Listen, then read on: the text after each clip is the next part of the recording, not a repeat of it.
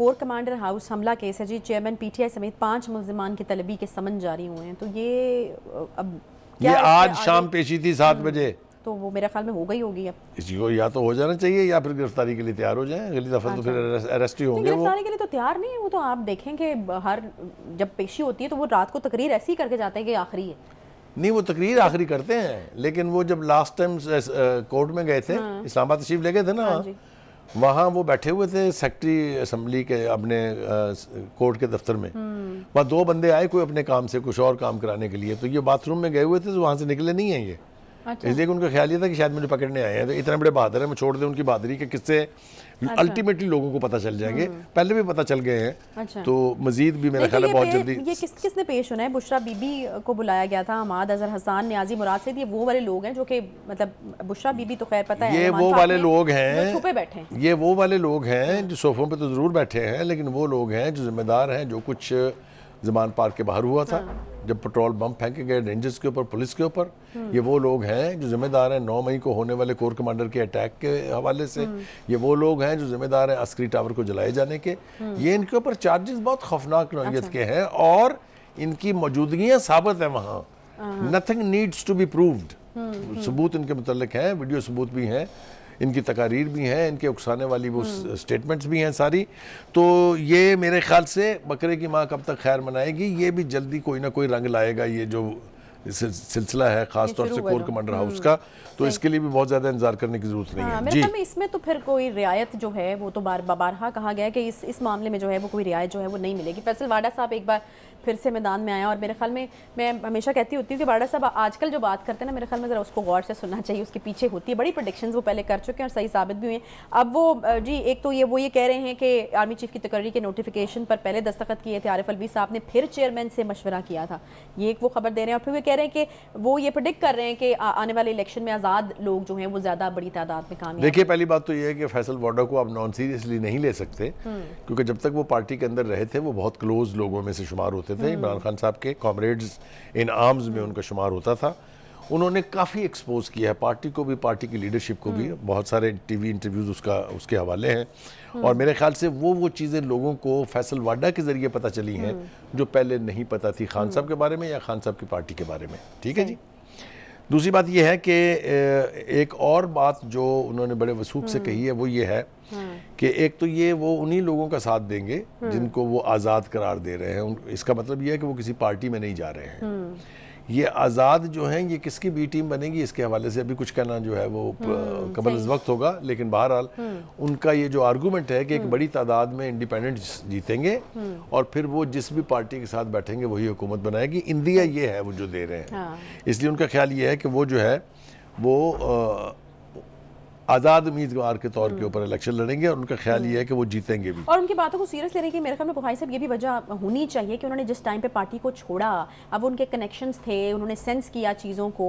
लेकिन एक बात मेरे ख्याल से इससे ज़्यादा इंपॉर्टेंट बात ये है जो उन्होंने असद उमर के बारे में कही है। वो जो खान साहब के एरिस्टोटल थे, जी जी, वो उन्होंने कहा है नहीं उन्होंने तो कैटेगोरिकली उसके ऊपर इल्ज़ाम लगाया कि पार्टी को तबाह करने की वाहद जिम्मेदारी असद उमर के ऊपर है। और मैं सब्सक्राइब करता हूँ what Wada is saying, there is no doubt about it.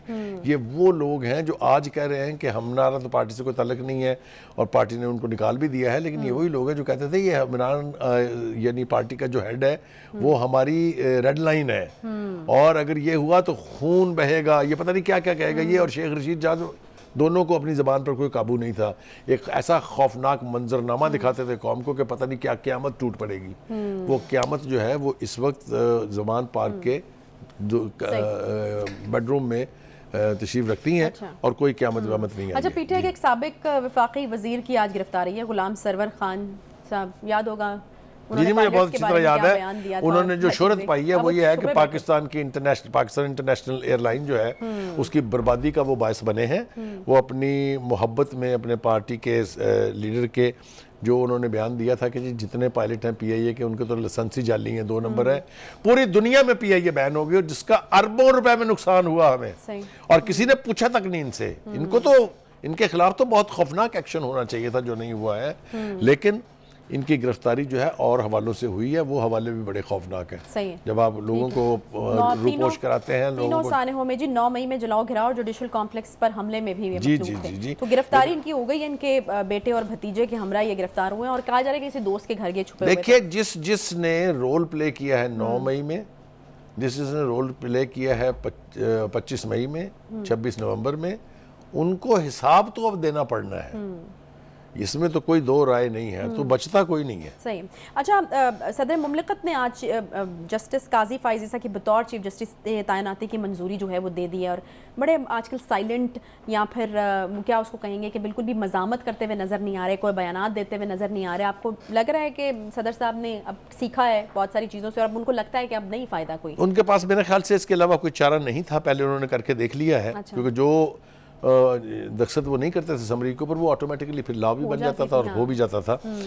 अच्छा काम किया उन्होंने कि आने वाले एक चीफ जस्टिस को कंट्रोवर्शियल बनाने के बजाय उन्होंने चुप करके उसके ऊपर साइन कर दिए हैं। जाहिर है उनकी पार्टी के चीफ मुश्किल तो बहुत हुआ नहीं अभी आप इस समरी के ऊपर दस्तखत करते हुए, क्योंकि इसके हवाले से तो बहुत ज्यादा जी मैं उसकी तरफ आ रहा हूँ, जाने नहीं दूंगा आपको मैं। देखिए, पहली बात तो ये है कि जो मौजूदा अदलिया की क़यादत है वो बहुत सारे प्लान बना के बैठी हुई थी। इस वक्त पता नहीं मौका है कि नहीं कि उसकी तफसील में जाने का। काजी फाइज ईसा के खिलाफ एक साजिश हुई, उस साजिश में अदलिया की टॉप लीडरशिप शामिल थी। उनको चीफ जस्टिस बनने से रोकने के लिए पीटीआई की क़यादत, ख़ास तौर से उसके चीफ और जजेस ने मिल के साजिश की, जो कामयाब नहीं हुई। रेफरेंस दायर किया गया जिसके अंदर गवाही और शवाहद नहीं थे, इसलिए वो कैंसिल हुआ। और उसके बाद ये प्लान भी बना था कि 10 साल में कौन कौन जो है, किसको 3 साल की एक्सटेंशन मिलेगी, कौन उसके बाद 3 साल के लिए बनेगा, माइनस काजी फाइज ईसा। एक तो मुझे खुशी, होने वाले चीफ जस्टिस उस कहानी में कहीं भी नहीं थे। हाँ जी, मैं अर्ज करूँ, मुझे खुशी इस बात की है कि एक तो इनके आने से वो एक्टिविज्म, जुडिशल एक्टिविज्म जिसको कहते हैं, जो इफ्तिखार चौधरी के दौर में शुरू हुआ था, वो और फिर वो खोसा साहब से होते और वो फिर वो गुलजार साहब से होते और फिर वो साकिब निसार से होते हुए और अब बंदियाल साहब तक पहुंच गया था, उसका खात्मा हो जाएगा। अच्छा। और मेरिट्स पर फैसले होने की गुंजाइश निकलेगी एक तवील अरसे के बाद। भुट्टो के मर्डर के फैसले के बाद से अब तक हमारी अदलिया की रेपुटेशन ये है कि दुनिया की जो लिस्ट है उसमें हम 131वें या 130वें नंबर पर हैं। सही। तो इसको बहाल करने के लिए, इसको इम्प्रूव करने के लिए ऐसे जजेस आएंगे जो फैसला करें। मैं बिल्कुल ये नहीं कह रहा, ना मैं तवक्को रखता हूँ कि काजी फाइज ईसा साहब उस वक्त की हुकूमत की मर्जी के फैसले करेंगे, ना वो इस तरह से कट हुए हुए हैं, ना इस तरह से उनकी ट्रेनिंग है। वो दबंग फैसले करेंगे और मैं समझता हूँ कि इंसाफ का तकाजा यही है कि आप केस के मेरिट पर फैसले करें, इंडिविजुअल की बुनियादों पर फैसले ना करें। चलें, वी होप के चीज़ें जो हैं वो बेहतर हों, क्योंकि सज़ा और जज़ा का जो निज़ाम होता है उसका सही होना एक माशरे में बहुत ज़्यादा जो है वो एक ज़रूरी चीज़ होती है। एक छोटा सा यहाँ पे ब्रेक लेंगे, ब्रेक के बाद वापस आते हैं, साथ रहिए।